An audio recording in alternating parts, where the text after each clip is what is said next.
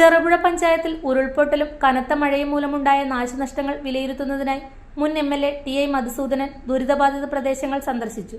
ദുരിതാശ്വാസ ക്യാമ്പിലെത്തി ക്യാമ്പിലുള്ളവരെ ആശ്വസിപ്പിക്കുകയും ആവശ്യമായ പിന്തുണ ഉറപ്പു നൽകുകയും ചെയ്ത ശേഷമാണ് അദ്ദേഹം മടങ്ങിയത്. സന്ദർശനത്തിനിടെ പാലങ്ങൾ ഒലിച്ചുപോയതും മറ്റ് വ്യാപക നാശനഷ്ടങ്ങൾ സംഭവിച്ചതുമായ മേഖലകളും അദ്ദേഹം നേരിൽ കണ്ട് സ്ഥിതിഗതികൾ വിലയിരുത്തി. ജില്ലാ പഞ്ചായത്ത് അംഗം AV ലേജു, CPM നേതാവ് RK പത്മനാഭൻ, CPI നേതാക്കൾ എന്നിവരും അദ്ദേഹത്തോടൊപ്പം സന്ദർശനത്തിൽ പങ്കെടുത്തു.